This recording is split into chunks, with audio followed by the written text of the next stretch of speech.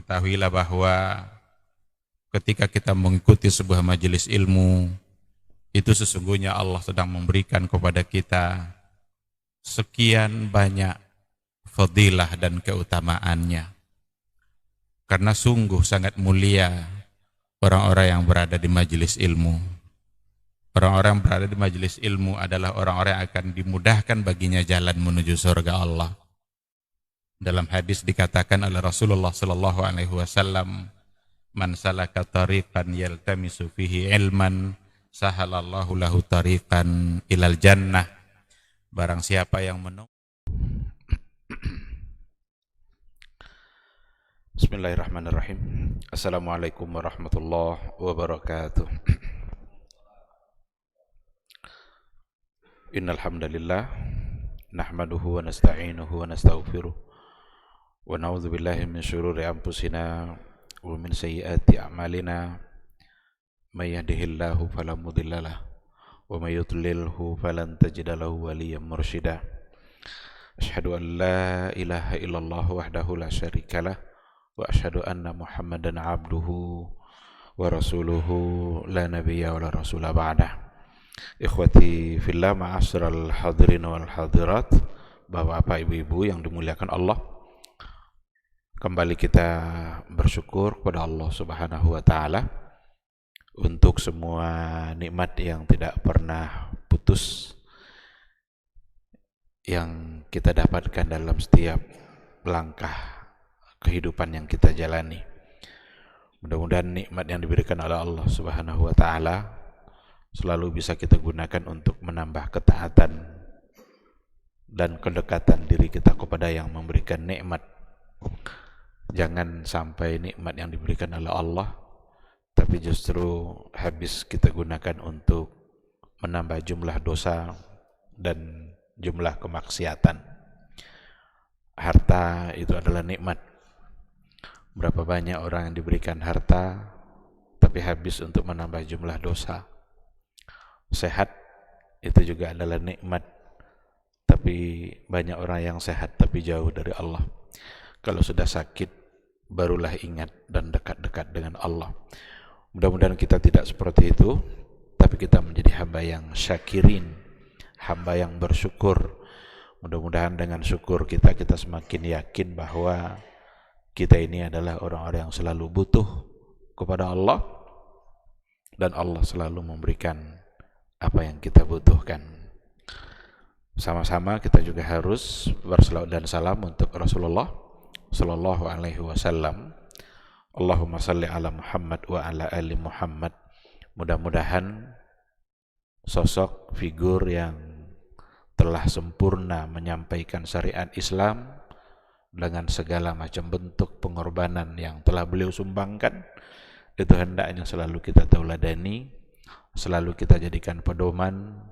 Kita harus selalu coba mengukur apapun yang kita lakukan dalam kehidupan kita, baik dalam persoalan muamalah apalagi dalam persoalan ibadah.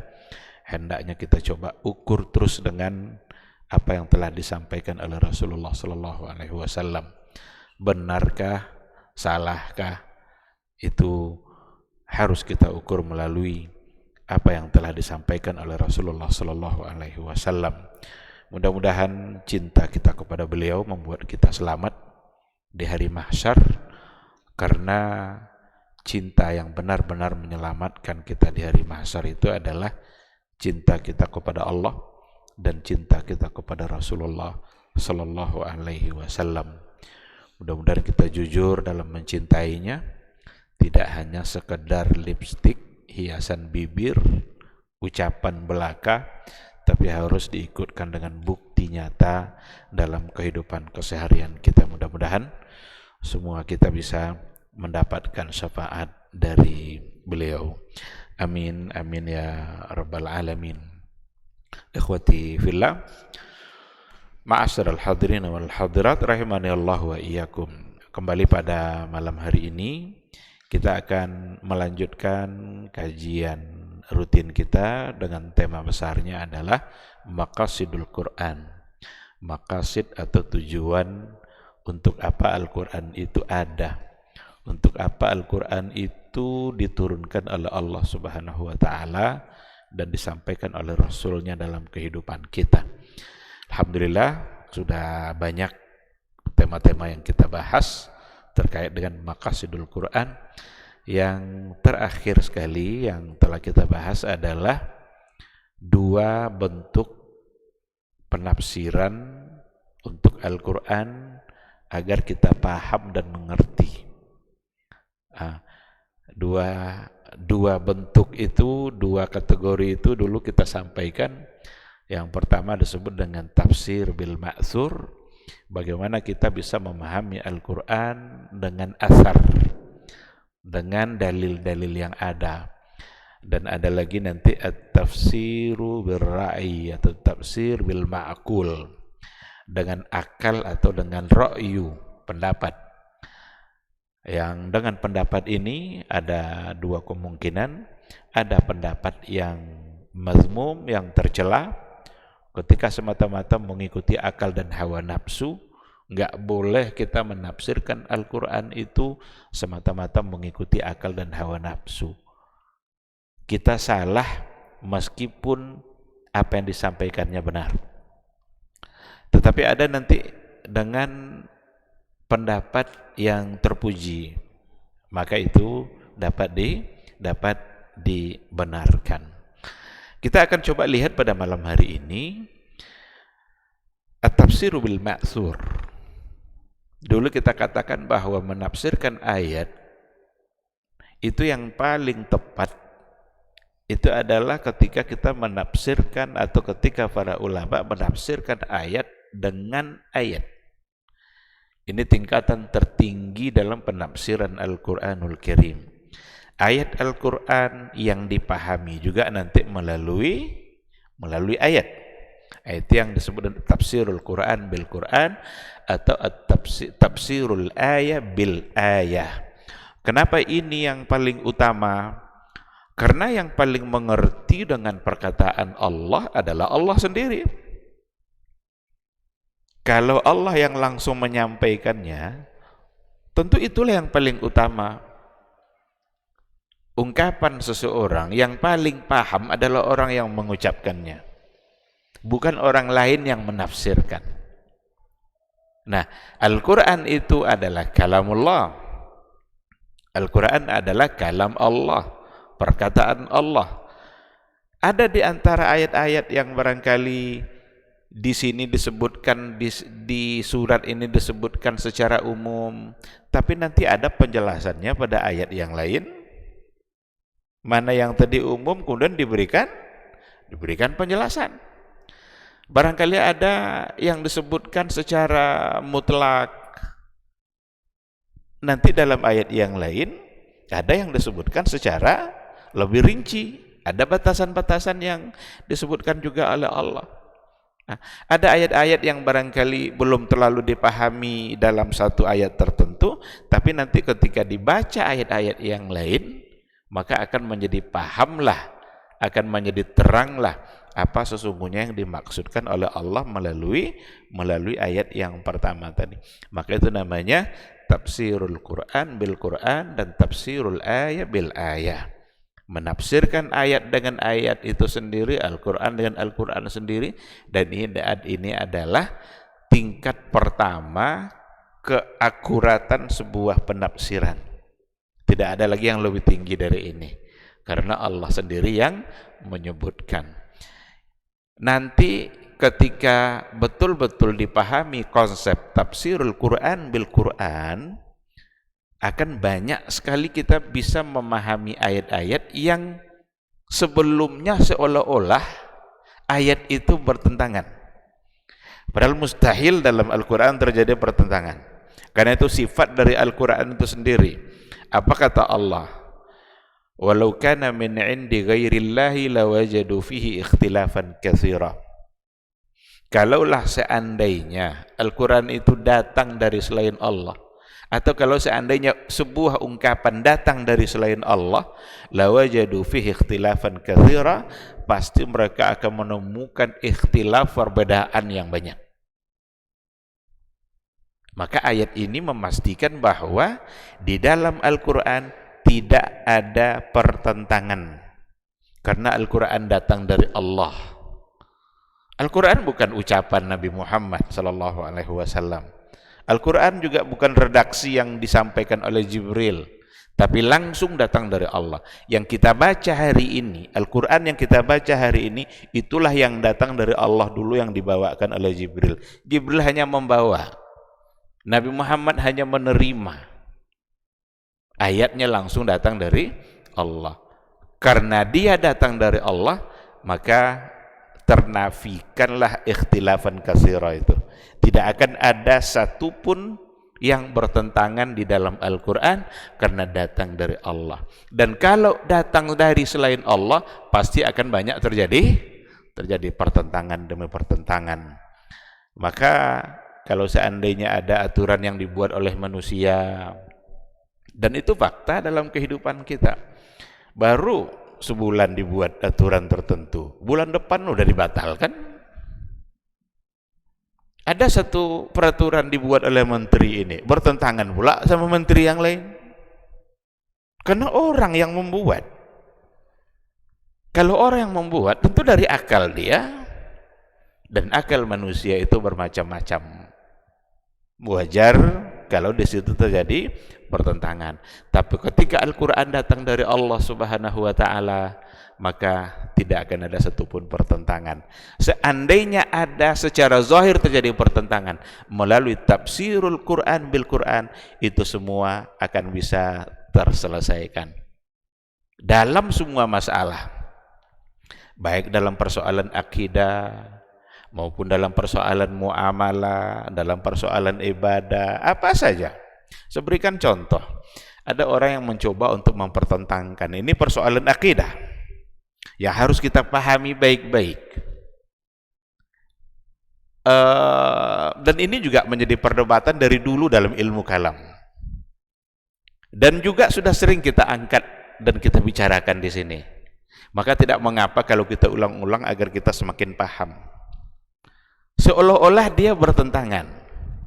Apa contohnya?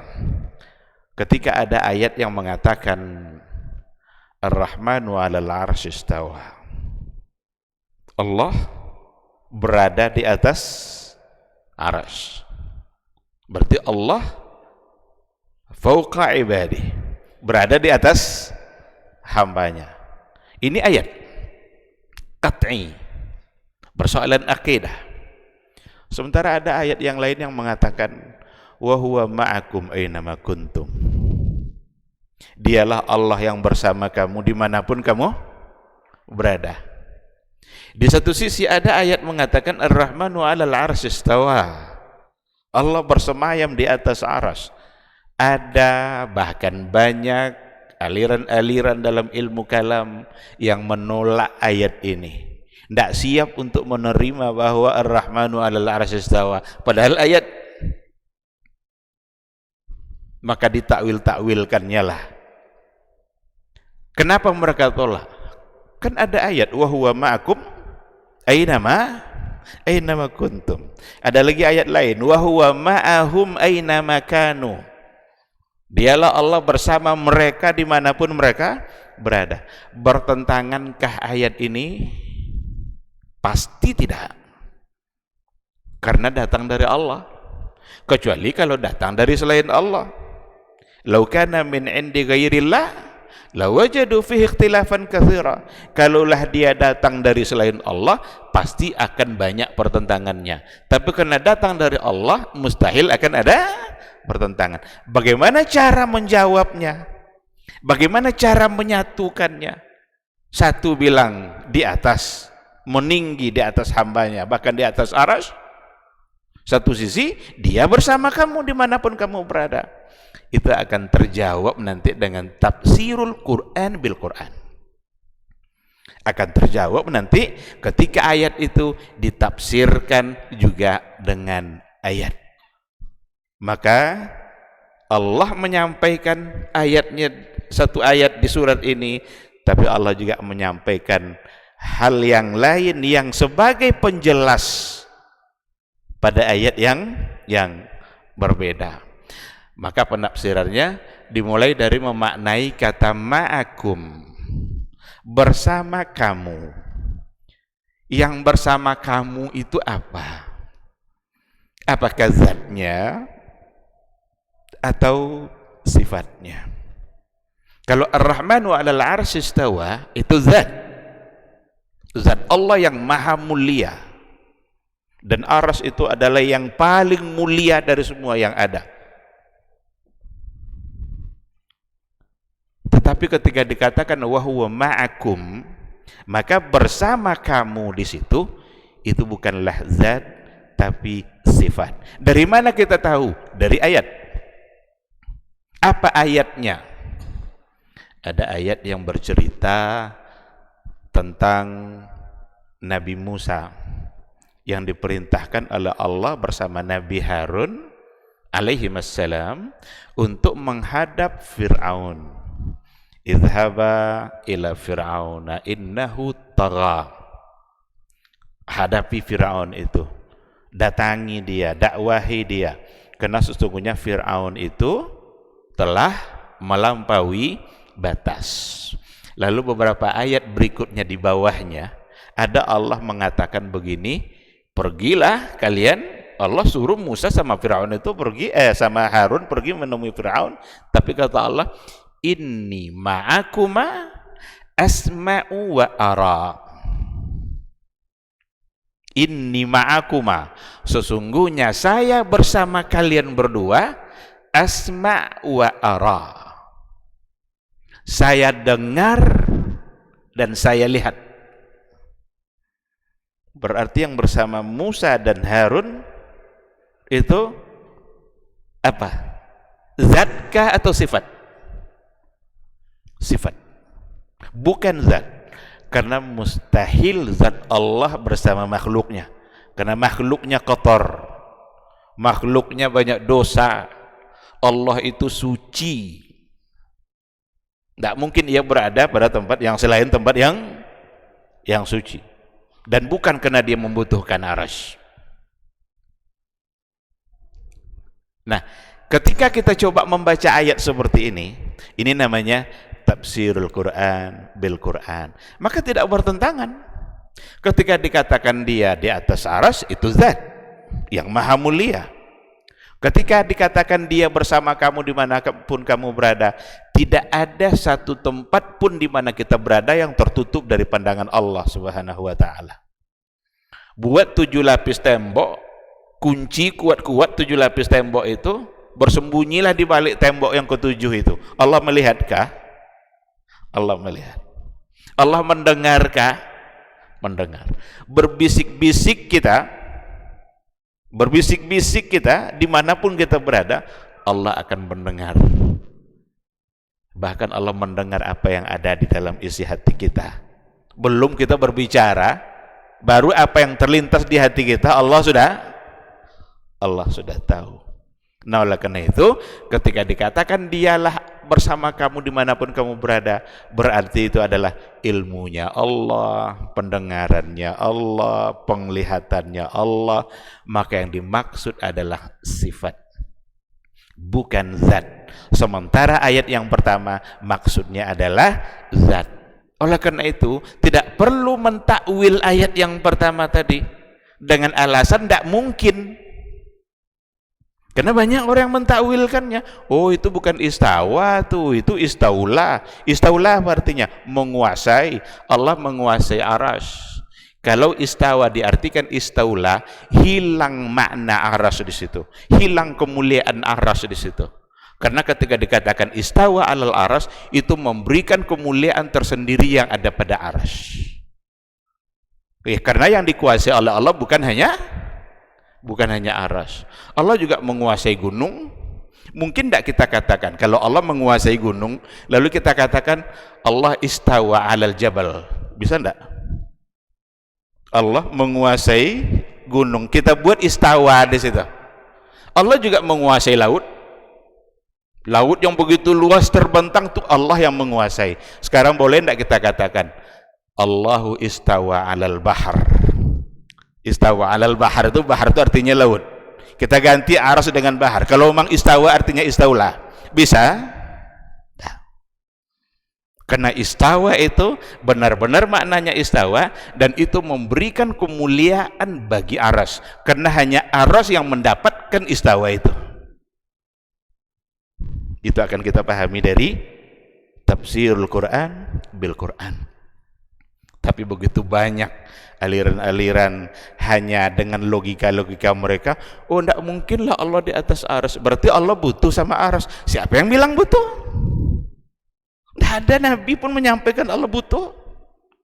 Karena dia berada di atas, bukan karena dia membutuhkannya. Wa huwal qahiru fawqa ibadih. Dialah Allah yang berkuasa fawqa ibadih, di atas hambanya. Berarti Allah tinggi, berada di atas hambanya. Nah, ini maka dengan tafsirul Quran bil Quran, hal-hal yang meragukan kita dalam persoalan akidah, dalam persoalan ibadah, dalam persoalan muamalah, semuanya akan dapat terselesaikan. Dan begitulah keyakinan Rasulullah sallallahu alaihi wasallam. Adapun keyakinan-keyakinan lain yang sudah mulai mencoba mentakwilkan atau memberikan makna yang tidak punya dasar sama sekali, berarti itu bukan keyakinan Rasul dan bukan keyakinan para sahabat. Dan yang harus kita yakini adalah apa yang diyakini oleh Rasulullah dan para sahabatnya. Nah, jadi ikhwati fillah, di sini disampaikan dan disebutkan banyak contoh terkait dengan tafsirul Quran bil Quran. Kita coba lihat bagaimana kita memahami surat Al-Fatihah melalui atau dengan cara tafsirul Quran bil Quran. Apa kata Allah? Dan ayat ini sudah kita ulang-ulang. Alhamdulillahi Rabbil Alamin. Alhamdulillahi Rabbil Alamin. Rabbul Alamin secara terjemahannya apa? Rabb sekalian alam. Rabb alam semesta. Rabbul Alamin. Kalau kita ingin mencoba untuk memahami siapa sebenarnya Rabbul Alamin itu nanti akan diperkuat maknanya oleh ayat-ayat yang lain yang di situ ada kata Rabb. Karena kalau ada kata Rabb berarti itu persoalannya adalah rububiyah. Rububiyahnya Allah. Maka ayat-ayat lain yang menjelaskan rububiyahnya Allah itu menjadi bagian dari penafsiran dari kata Rabbul Alamin. Apa contohnya? Dalam surah Al-A'la dikatakan oleh Allah, Sabbihisma rabbikal a'la. Ada enggak kata Rabb di situ? Sabbihisma rabbika. Tadi Rabbil Alamin. Sekarang Rabbikal a'la. Pujilah, agungkanlah, bertasbihlah, sabbihis. Sebutlah nama Rabb kamu yang maha tinggi. Lalu apa makna Rabb di situ? Apa bentuk rububiyah Allah itu? Karena rububiyah itu adalah keyakinan kita terhadap kerja-kerja besar yang hanya Allah yang bisa melakukannya. Yang lain tidak bisa.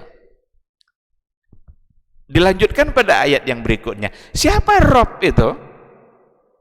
Allazi khalaqa fasawwa. Wallazi qaddara fahada. Terus itu semua adalah bagian dari rububiyah. Tasbihkanlah, agungkanlah, pujilah Rabb kamu yang maha tinggi. Siapa itu? Allazi khalaqa fasawwa. Dia yang telah menciptakan dan benar-benar sempurna ciptaannya. Wallazi qaddara fahada. Dia yang telah menentukan ukurannya, takdirnya.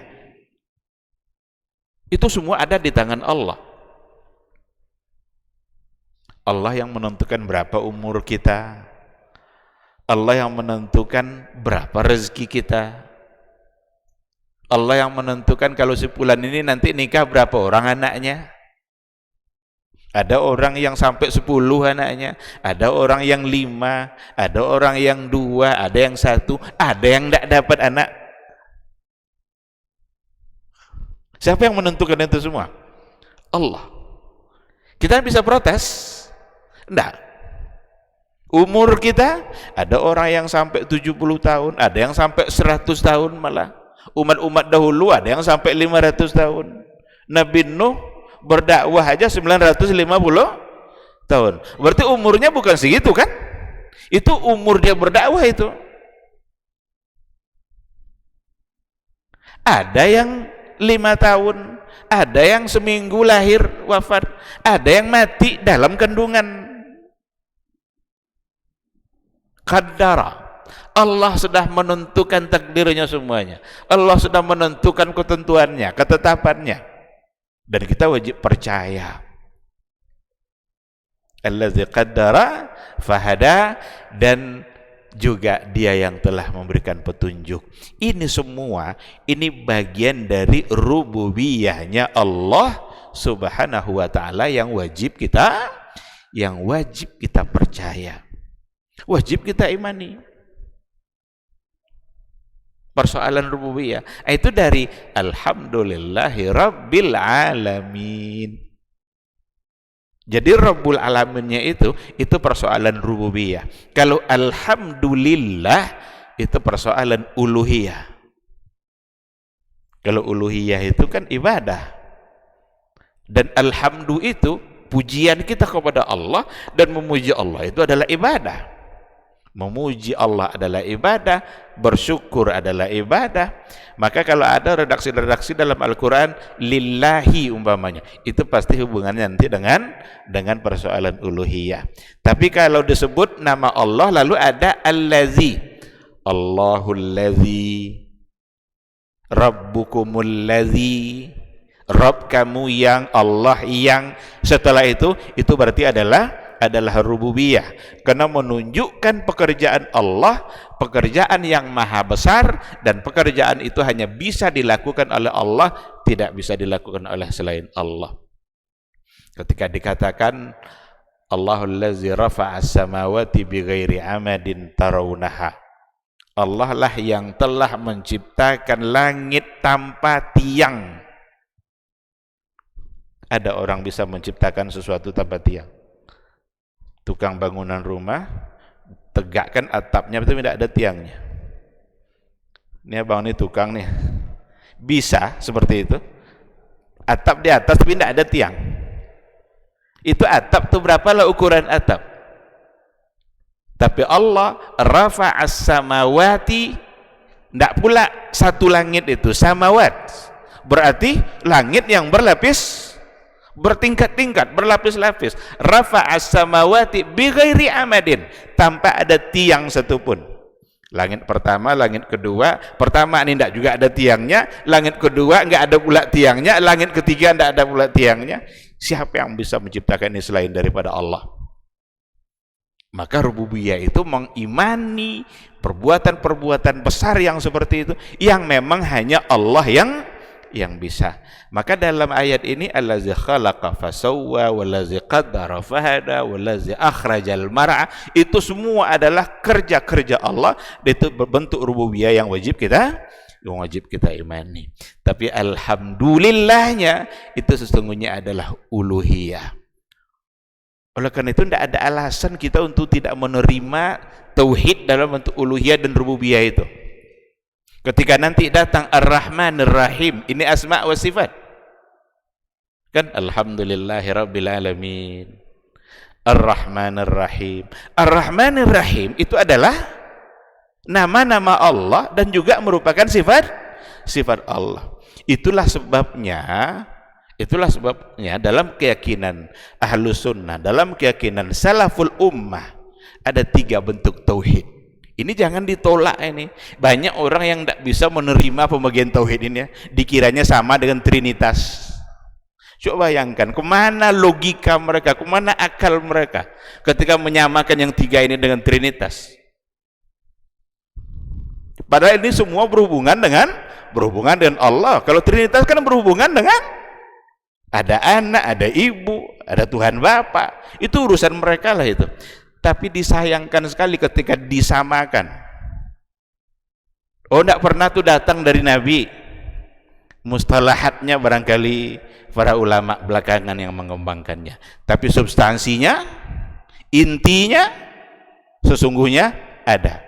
Maka wajib kita punya tauhid, yakin dalam uluhiyah, yakin dalam rububiyah, dan juga punya tauhid dalam persoalan asma wa sifat. Dan itu akan kita pahami, benar-benar akan kita pahami melalui tafsirul Quran bil Quran, tafsirul ayah bil ayah. Apa yang mencoba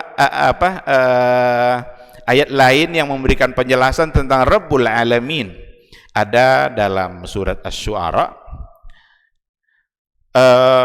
Lagi-lagi dialog antara Fir'aun dengan Musa.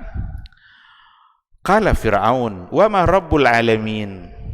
Jadi Fir'aun berkata kepada Nabi Musa itu, wa ma Rabbul Alamin. Kan tadi alhamdulillahi Rabbil Alamin. Sekarang Fir'aun bertanya ketika Musa dan Harun menemuinya, mengajak beriman kepada Allah yang telah menciptakan kalian, berimanlah kepada Allah Rabbul Alamin. Fir'aun nanya, wa ma Rabbul Alamin? Qala, lalu Musa menjawab, Rabbus samawati wal ard wa ma bainahuma in kuntum muqinin. Yang Rabbul Alamin itu adalah Rabbus samawat wal ardi wa ma bainahuma. Rabbul Alamin itu adalah Robnya langit, Robnya bumi, dan Rob yang ada di antara keduanya. Wa ma bainahuma.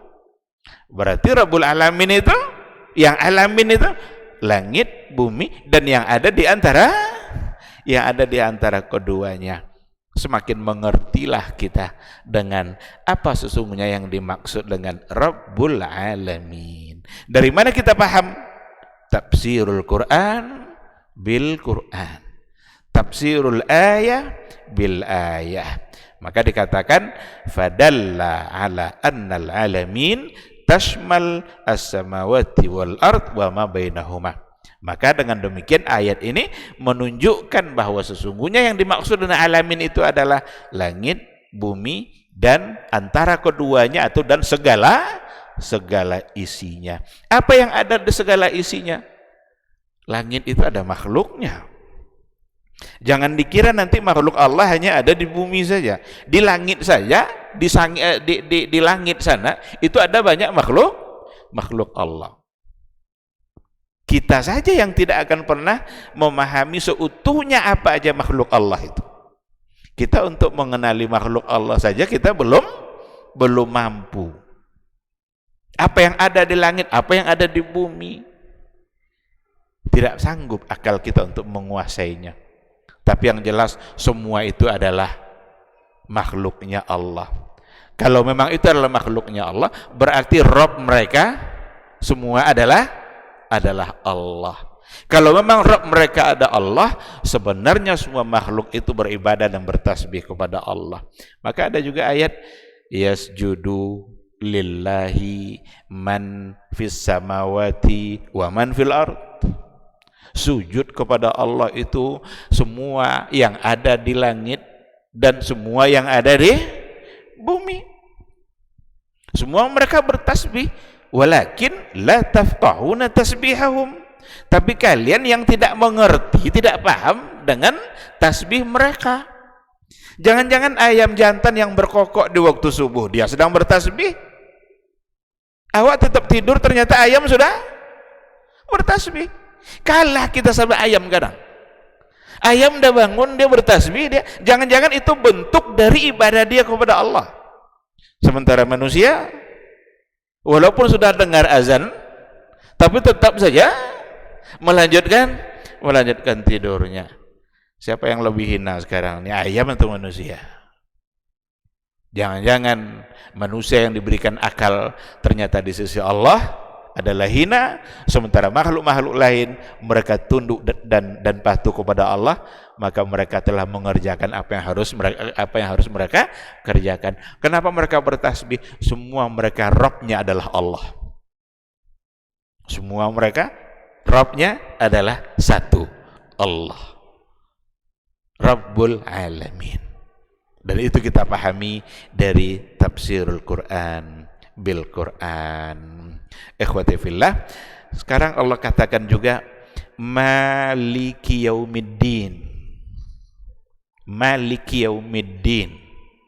Ada dua qiraat di situ, ada yang Maliki Yaumiddin, ada yang Maliki Yaumiddin tanpa dibaca panjang. Kalau Malik tanpa dibaca panjang berarti raja, karena Allah memang raja. Kalau Malik berarti yang memiliki, yang menguasai. Sekarang Yaumiddin itu apa? Bagaimana kita tahu makna dari Yaumiddin itu? Penafsirannya seperti apa? Akan sangat jelas sekali nanti kalau seandainya kita tafsirkan ayat ini melalui ayat yang lain. Dari mana kita tahu kejelasan maknanya? Di dalam surat seperti surah Al-Infitar ada penjelasan tentang kata Yaumuddin oleh Allah. Apa itu? Allah mengatakan, "Wa ma adraka ma yaumuddin. Tsumma ma adraka ma yaumuddin." Tahukah kalian apa itu yaumuddin itu? Diulang lagi, "Tsumma ma adraka." Diulang lagi, "Ma yaumuddin." Apa itu hari berbangkit itu seperti apa? Hari pembalasan itu seperti apa? Yauma la tamliku nafsul li nafsin syai'a wal amru yauma idzil lillah. Itu makna dari Yaumuddin. Jadi Maliki Yaumiddin, raja hari ad-din, hari pembalasan, yang menguasai hari pembalasan. Hari pembalasan itu adalah yauma la tamliku nafsul li nafsin syai'a. Satu hari tidak lagi satu jiwa memiliki bagi jiwa yang lain sesuatu apapun. Saudaranya, anaknya, istrinya, ayahnya. Yauma yafirrul mar'u min. Teruskanlah itu. Berlepas diri semuanya. Apa yang dimiliki di dunia, enggak ada lagi hari itu kepemilikan itu. Harta yang begitu banyak, jabatan yang begitu tinggi, pangkat yang begitu tinggi, fisik yang begitu kuat, tegar, hari itu enggak ada lagi. Wal amru yauma idzin lillah. Urusan di hari itu semuanya kembali kepada Allah Subhanahu wa ta'ala. Yaumahum barizuna la yakhfa 'ala Allahi minhum syai'. Limanil mulkul yaum lillahil wahidil qahhar. Ini bagian dari penafsiran dari kata Yaumuddin. Apa itu? Yaumahum barizuna, satu hari nanti, dan hari itu tentu saja pada hari nanti setelah kiamat. Semua dinampakkan oleh Allah Subhanahu wa taala. La yakhfa 'alallahi minhum syai'. Tidak akan ada satupun yang luput dan tersembunyi dari Allah. Tidak ada yang bisa kita sembunyikan. Dulu kita pernah diam-diam mencuri. Dulu kita pernah diam-diam menzalimi orang lain. Karena dia berkuasa, dia berhak untuk, bukan dia berhak, dia cenderung untuk menzalimi hak orang lain karena dia sedang berkuasa. Mungkin ketika itu dia kuat, tetapi itu enggak akan ada yang tersembunyi dari Allah Subhanahu wa ta'ala. Limanil mulkul yaum. Allah malah bertanya, itu siapa? Untuk siapa? Siapa raja hari ini? Mana raja-raja kalian yang dulu itu? Mana raja-raja yang dulu kalian takuti itu? Fir'aun, Namrud, Qarun. Enggak ada lagi yang mampu dan berkuasa. Tetapi al-mulkul yaum lillahil wahidil qahhar. Raja hari ini adalah Allah al-wahid al-qahhar. Jadi ketika dikatakan Maliki Yaumiddin, hari pembalasan. Inilah penafsirannya. Begitulah Allah memberikan penjelasan sehingga kita mengerti dengan apa yang dikatakan dan yang diinginkan oleh Allah yang ada dalam Al-Fatihah itu. Ketika dikatakan juga siratal ladzina an'amta alaihim, siratal ladzina an'amta alaihim, jalan orang-orang yang telah diberikan nikmat oleh Allah. Siapa orang-orang yang telah diberikan nikmat itu? Tentu kita harus tahu. Kita harus coba menggali. Ihdinas siratal mustaqim. Ya Allah, berilah kami petunjuk jalan yang lurus. Siratal ladzina an'amta alaihim, jalan orang-orang yang telah Engkau beri nikmat. Siapa orangnya? Itu ditafsirkan dan bisa didapat penjelasannya di dalam surat An-Nisa, di mana Allah Subhanahu wa taala mengatakan, "May yuti'illaha war rasula fa ulaika ma'al ladzina an'ama Allahu 'alaihim minan nabiyyin was-siddiqin wasyuhada was-salihin." 4. Barang siapa yang taat kepada Allah dan Rasulnya, mereka itulah ma'allazina an'amallahu alaihim, akan bersama-sama dengan orang-orang yang telah Allah beri nikmat. Tadi kan siratal ladzina an'amta alaihim. Siapa yang beriman kepada Allah dan Rasul, mereka akan bersama orang-orang yang telah diberikan nikmat. Siapa itu? Minan nabiyyin, para nabi, para rasul, was-siddiqin, dan siddiqin, orang-orang jujur, orang-orang yang siap menerima kebenaran. Imamnya adalah Abu Bakar. Karena Abu Bakar namanya, gelarnya Abu Bakar As-Siddiq. Diberikan gelar kepada Abu Bakar untuk As-Siddiq, itu menunjukkan bahwa Abu Bakar orang termulia setelah Rasul. Karena tadi dikatakan an-nabiyina was-siddiqin. Sekarang Abu Bakar As-Siddiq. Berarti Abu Bakar As-Siddiq orang paling mulia setelah Rasulullah sallallahu alaihi wasallam.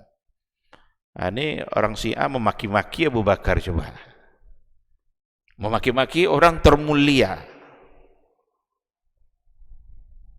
Tentu saja itu satu bentuk penyimpangan yang sama sekali tidak dapat diterima. Lalu siapa lagi?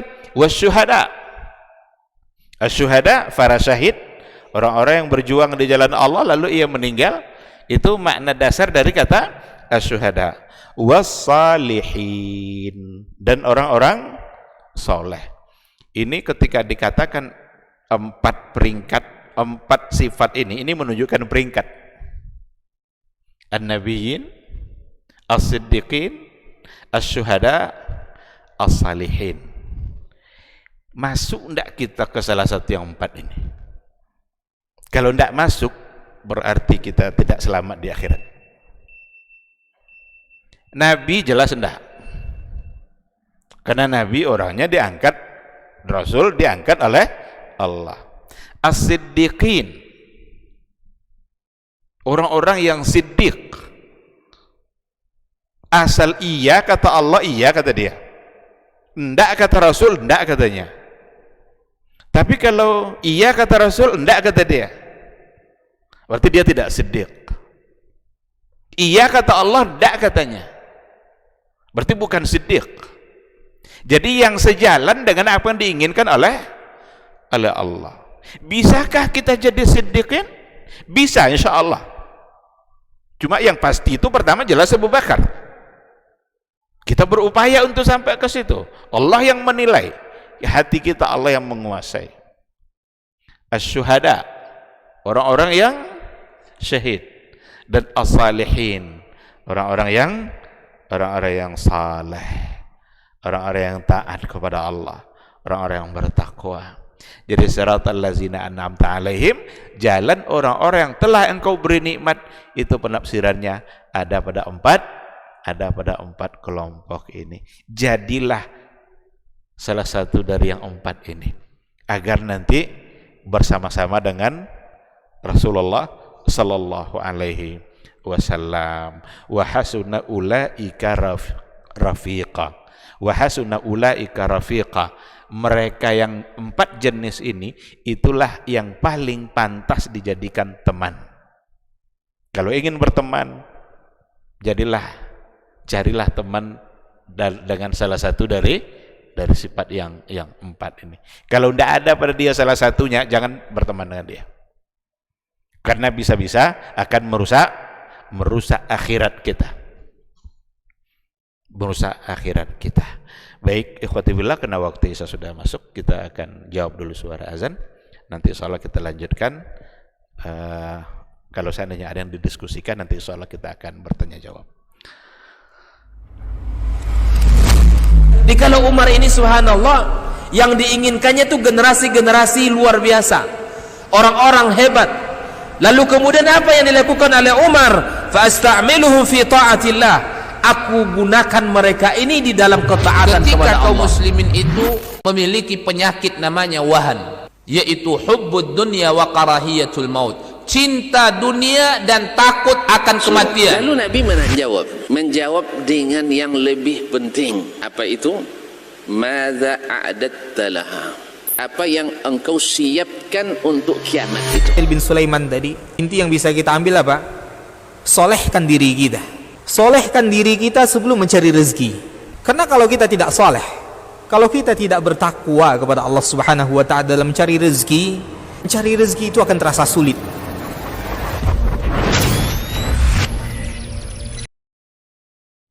Ketahuilah bahwa ketika kita mengikuti sebuah majelis ilmu, itu sesungguhnya Allah sedang memberikan kepada kita sekian banyak fadilah dan keutamaannya. Karena sungguh sangat mulia orang-orang yang berada di majelis ilmu. Orang-orang yang berada di majelis ilmu adalah orang-orang yang akan dimudahkan baginya jalan menuju surga Allah.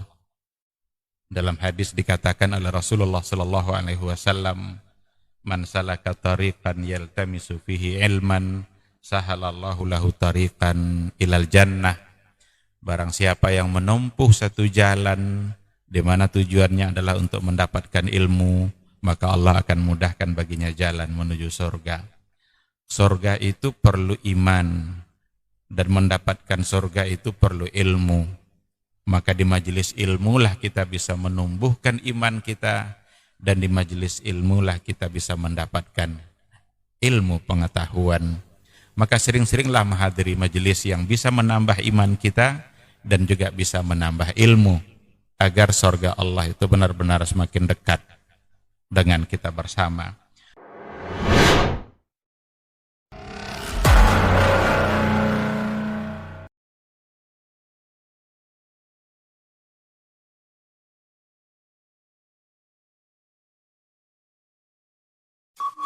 Dr. Dasman Yaya Ma'ali LCMA Hafizahullah, Dr. Helmi Basri LCMA Hafizahullah, Dr. Hidayatullah Ismail LCMA Hafizahullah.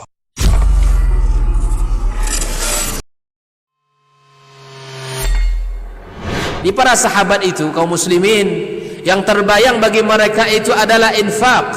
Yang terbayang bagi mereka adalah sebuah kebahagiaan, keselamatan di akhirat yang kekal dan abadi di sisi Allah Tabaraka wa Ta'ala. Semua kita boleh klaim sekarang. Kamu cinta Nabi? Cinta Ustaz. Cinta Nabi? Cinta Ustaz. Termasuk saya. Cinta Nabi? Cinta. Kapan tahunya? Besok di akhirat. Maka apa kata Nabi sallallahu alaihi wasallam? Amalur rajuli biyadih. Penghasilan yang terbaik adalah pekerjaan yang dilakukan oleh seseorang dengan tangannya sendiri. Wa kullu bai'in mabrur, dan setiap jual beli yang mabrur. Ini aktivitas ini membantu saya di akhirat atau akan menyulitkan saya di akhirat? Kalau seandainya perbuatan itu ternyata akan menyulitkan kita di akhirat kelak, tinggalkan perbuatan itu.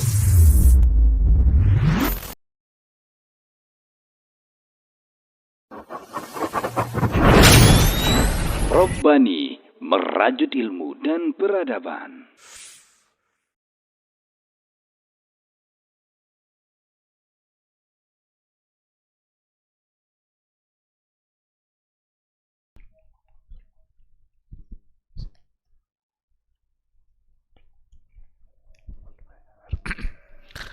Bismillahirrahmanirrahim. Alhamdulillah. Wassalatu wassalamu ala Rasulillah wa ala alihi wa sahbihi wa mawala. Ikhwati fillah, ma'asyiral hadirin wal hadirat, rahimani Allah wa iyyakum. Jadi dari apa yang sudah kita sampaikan tadi, nampak betapa akan menjadi jelasnya sebuah perkataan Allah ketika sudah dipahami melalui perkataan Allah juga. Itu dari Al-Fatihah saja, sebuah ayat yang memang itu ayat yang sebagai miniatur dari Al-Quran. Jadi Al-Fatihah itu bagikan miniatur dari Al-Quran karena memberikan penjelasan secara ringkas tentang isi Al-Quran berikutnya itu. Ada persoalan akidah, ada persoalan ibadah, ada persoalan kita harus menjauhi orang-orang yang tersesat seperti ya ghairil maghdubi alaihim waladdallin al-yahud wan nasara. Maka tentu saja akan sangat penting untuk dipahami, dan pemahamannya akan semakin sempurna ketika kita memahaminya melalui perkataan Allah dalam ayat-ayat yang lain. Kita ambil satu contoh yang lain sebelum kita bertanya jawab. Ada hal-hal yang bersifat umum, kalau tak diambil pemahamannya dari ayat yang lain, bisa-bisa kita tersalah. Karena keumuman itu bisa ditahsis oleh ayat yang lain. Apa contohnya? Ketika dikatakan oleh Allah dalam surah An-Nisa, "May ya'mal su'an yujza bihi." May ya'mal su'an yujza bihi. Siapa saja yang berbuat berbuat dosa, berbuat salah, kejahatan, yujza bihi, maka dia pasti akan dibalas. Ada ayat yang lain, "Faman ya'mal mithqala dzarratin syarran yara." Siapa yang berbuat syarran walaupun sebesar zarrah, nanti akan dibalas. Tetapi kita harus gabungkan nanti pemahamannya dengan ayat yang lain. Apa contoh ayat yang lain itu? Dikatakan oleh Allah dalam surat Asy-Syura ayat 30. "Wa ma asabakum min musibah fima kasabat aydikum wa ya'fu an katsir." Yang jadi kata kunci di sini adalah wa ya'fu an katsirin. Dan banyak hal-hal yang dimaafkan oleh Allah. Maka kata ya'fu an katsir itu sesungguhnya adalah mukhassis li umumil ayat. Itu mentaksis keumuman ayat, may ya'mal su'an yujza bihi. Ada orang berbuat salah, tapi ketika Allah memaafkan kesalahannya, apakah nanti akan diazab juga? Tentu tidak. Karena Allah sudah memaafkannya. Karena ayat yang lain mengatakan wa ya'fu an katsir. Allah itu afuun, Allah itu ghafur, Allah itu tawwab. Berapa banyak dosa yang pernah dilakukan oleh Umar bin Khattab sebelum masuk Islam, tapi dia adalah orang yang dijamin masuk surga. Berarti ketika dikatakan siapa saja yang berbuat dosa di akhirat nanti dia akan terima balasannya, ini umum. Tetapi ketika Allah memaafkannya, berarti dia tidak lagi akan mendapatkan balasan itu karena Allah sudah memaafkan. Dan taksis ini juga sebagai sebuah harapan bagi kita bersama bahwa dosa-dosa yang kita lakukan tetap akan terbuka pintu taubat dari Allah untuk dimaafkan. Tinggal lagi kita yang harus bersemangat untuk meminta maaf untuk semua dosa dan kesalahan yang sudah terlaksana. Siapa yang tidak berdosa di antara kita? Tidak ada. Semua kita orang yang punya dosa, banyak dan banyak sekali. Hanya dua aja pilihannya. Tidak ada yang sedikit.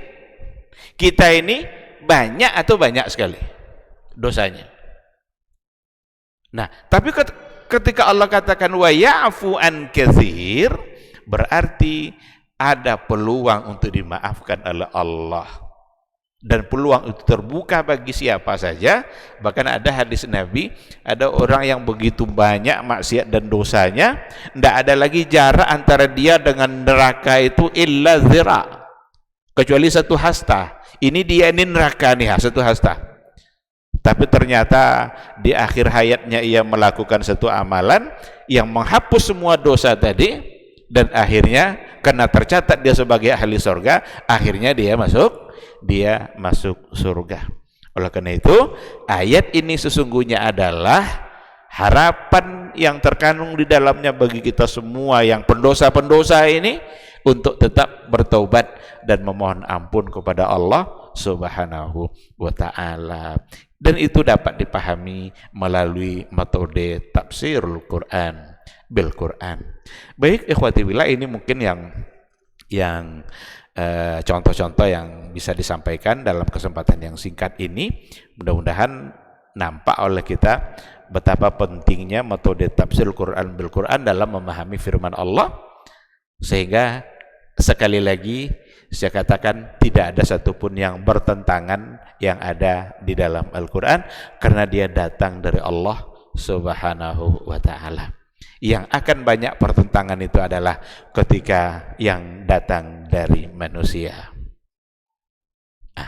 Allah Subhanahu wa ta'ala a'lam. Kalau ada hal-hal yang mau dipertanyakan sebelum kita sholat, dipersilakan. Tafadhal.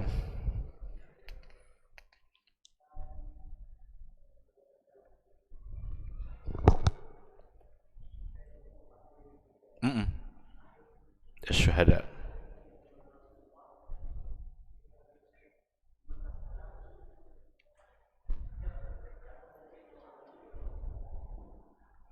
Iya. Istilah asyuhada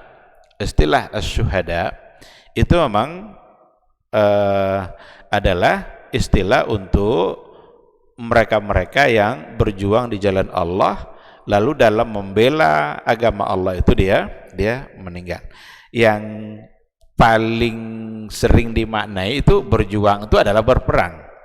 Lalu terjadi perang Badar, ada syuhada Badar. Terjadi perang Uhud, ada pula syuhada Uhud. Kalau orang pergi umroh, selalu aja ada nanti jadwal di mana mereka diajak untuk rihlah keliling-keliling. Salah satu tempat yang dikunjungi adalah tempat syuhada Uhud, karena mereka telah meninggal dalam memperjuangkan agama Allah. Namun nanti istilah dari kata syuhada, kalau kita bawa kepada hadis Nabi, ada juga hal-hal yang tidak seperti itu, tapi sekedar syahid dunia umpamanya. Ada ibu-ibu hamil melahirkan lalu meninggal, ada orang yang mati karena tertimpa atau kena banjir besar, itu menjadi bagian dari syuhada, tetapi tidak hukumnya sama dengan syuhada yang tadi itu, karena ada konsekuensi hukum nanti. Konsekuensi hukum itu dia tidak dimandikan, kan seperti itu kan, langsung dikuburkan. Tapi kalau ada yang syuhada dunia tadi, mereka tetap dimandikan, cuma barangkali dia mendapatkan pahala di sisi Allah sebagaimana pahala orang-orang yang syahid.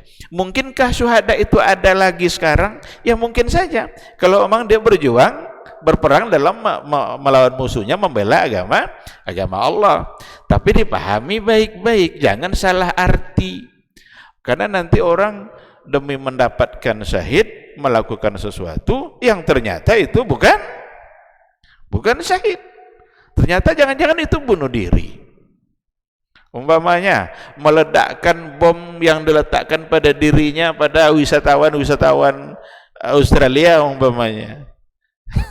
Apakah itu bagian dari syahid? Itu belum bisa dipastikan itu seperti itu. Karena yang syahid itu jelas siapa musuhnya, apa yang akan tindakan-tindakan yang dilakukan, ada aturan main dalam berperang diatur oleh Nabi. Lengkap aturan agama kita ini. Dalam berperang itu ada aturannya, ada adabnya. Padahal berperang tidak boleh membunuh orang tua, tidak boleh membunuh anak-anak, tidak boleh merusak rumah ibadah, tidak boleh membunuh wanita. Itu aturan dalam perang dalam Islam. Siapa yang menyerang itulah yang dibunuh. Sementara negara-negara yang mengklaim mendewa-dewakan hak asasi manusia sekarang, tidak punya aturan dalam berperang. Coba orang Israel itu, mana aturan perangnya? Anak kecil dibunuh, wanita hamil dibunuh, kan tidak ada aturan perang bagi dia kan? Sementara mereka menawarkan konsep hak asasi manusia. Rata-rata konsep hak asasi manusia datang dari negara-negara penjajah semua. Tidak mungkin kita mendapatkan konsep itu. Sementara Nabi kita yang memang diutus rahmatan lil alamin, untuk berperang saja ada adabnya, ada etikanya, jangan langgar. Tidak boleh rumah ibadah dirusak, tidak boleh orang tua dibunuh, anak kecil, wanita. Siapa yang menjadi musuh, itulah yang akan diserang. Oleh karena itu, seandainya memang ada perjuangan dalam membela Islam hari ini, ya bisa disebut sebagai syuhada. Tetapi apakah itu syuhada dalam syuhada dunia ataukah syuhada memang dunia akhirat yang punya ketentuan khusus, dikuburkan dengan tidak dimandikan? Itu syuhada Uhud itu ketika meninggal itu tidak dimandikan mereka. Karena memang itu pula aturan bagi para syuhada itu. Wallahu subhanahu wa ta'ala alam. Ya.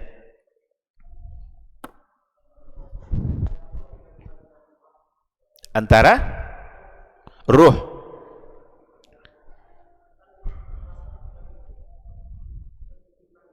alastu bi rabbik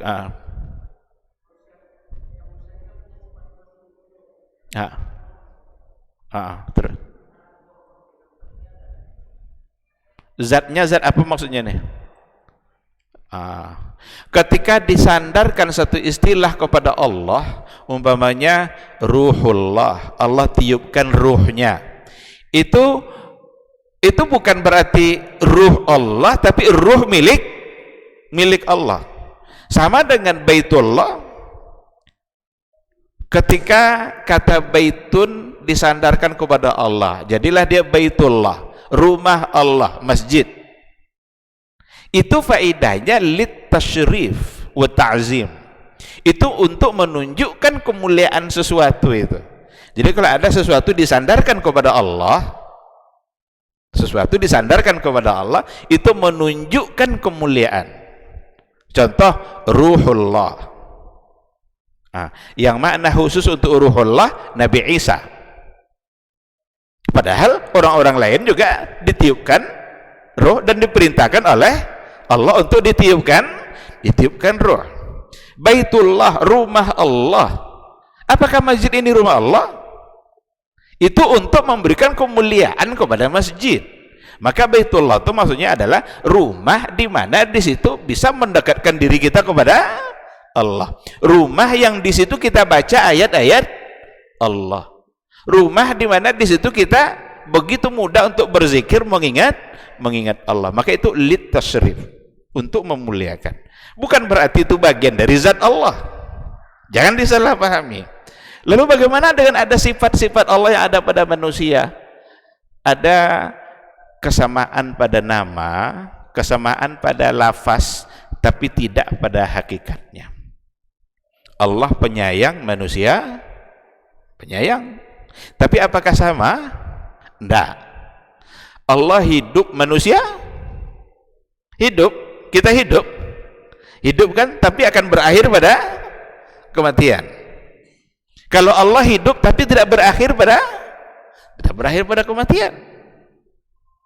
Maka ketika ada kesamaan-kesamaan seperti itu hanyalah kesamaan dari sisi ucapannya, bukan pada hakikatnya. Ada enggak manusia yang pemaaf? Banyak. Allah pemaaf, tetapi pemaafnya manusia sangat terbatas. Sayangnya manusia sangat terbatas.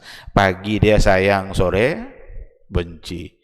Pagi dia bisa memaafkan, sore kembali dendam. Tapi Allah maha dalam segala-galanya.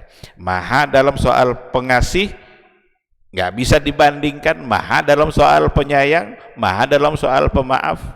Allah siap memaafkan dosa kita, hatta walau kana mithla zabadil bahri, meskipun dosa-dosa kita sama banyaknya dengan buih di lautan. Itulah tanda maha pemaafnya Allah Subhanahu wa taala.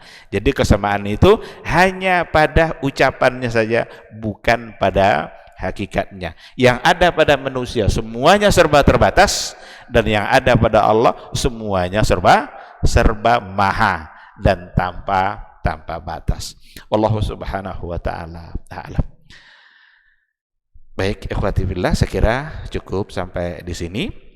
Berarti untuk poin tafsirul Quran berquran sudah kita selesaikan. Insya Allah nanti kita akan coba lihat tafsirul Quran bisunnah. Bagaimana Quran bisa dipahami dengan sunnah. Mudah-mudahan Allah selalu memudahkan kita untuk bermajelis, dan mudah-mudahan majelis ini menjadi wasilah untuk mendapatkan ilmu, untuk kemudian mendapatkan kemuliaan yang sesungguhnya di sisi Allah Subhanahu wa ta'ala. Mohon maaf, terima kasih. Subhanakallah wa bihamdika, asyhadu an la ilaha illa anta, astaghfiruka wa atubu ilaik. Assalamualaikum warahmatullahi wabarakatuh.